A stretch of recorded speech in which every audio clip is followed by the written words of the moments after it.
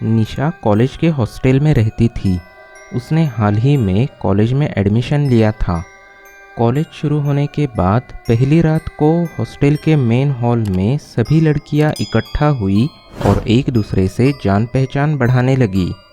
बातें करते करते हॉस्टल में पहले से ही रहने वाली कुछ लड़कियों ने हॉस्टल की रूम नंबर 11 का जिक्र किया।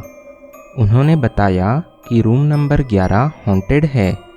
कई सालों पहले रश्मि नाम की एक लड़की ने उस रूम में खुदकुशी की थी।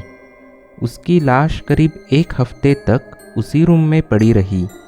एक हफ्ते बाद जब रश्मि की रूममेट वापस आई तब उसने देखा कि रूम का दरवाज़ा अंदर से लॉक था, तो उसने वॉचमैन की मदद से दरवाज़ा खोला और तब सामने ही रश्मि की लाश फैन से लटकती हुई दिखी।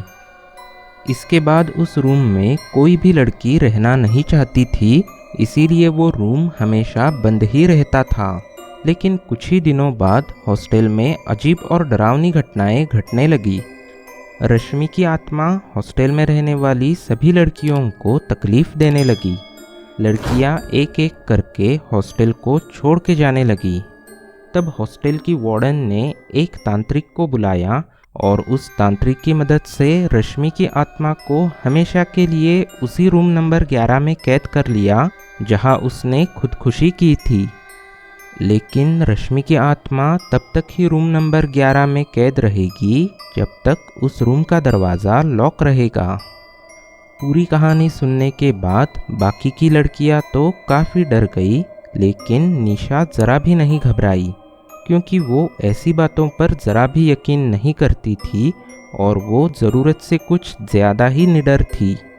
उसने ये ठान लिया कि वो हॉस्टल की रूम नंबर 11 को खोलकर ही रहेगी और ये साबित करेगी कि उस रूम में कुछ भी नहीं है। अगले दिन शाम के समय हॉस्टल की वार्डन कुछ काम से बाहर गई हुई थी। तभी उस मौके का फ़ायदा उठाकर निशा ने ऑफिस से रूम नंबर 11 की चाबी चुरा ली और हॉस्टल की सभी लड़कियों को रूम नंबर 11 के सामने इकट्ठा करके उनसे कहा कि मैं रूम नंबर 11 को अभी खोलने वाली हूँ। सभी लड़कियाँ डर गई और उन्होंने निशा को ऐसा करने से रोकने की कोशिश भी की, लेकिन निशा नहीं मानी। आखिरकार उसने हॉस्टल की रूम नंबर 11 का दरवाज़ा खोल दिया। दरवाज़ा खुलते ही सभी लड़कियां पीछे हट गई, सिवाय निशा के। वो उस रूम के अंदर चली गई। अंधेरे के अलावा उस रूम में और कुछ भी नहीं दिख रहा था। तभी उस रूम का दरवाज़ा अचानक ज़ोर से बंद हुआ। सभी लड़कियां डर के मारे चीखने और चिल्लाने लगी क्योंकि निशा अभी भी उस रूम के अंदर ही थी। अगर आपके पास भी कोई हॉरर स्टोरी है तो हमें ज़रूर ईमेल कीजिए। हमारा ईमेल आईडी डिस्क्रिप्शन में है। और अगर ये वीडियो आपको अच्छा लगा हो तो इस वीडियो को लाइक और शेयर करके चैनल को भी सब्सक्राइब कीजिए।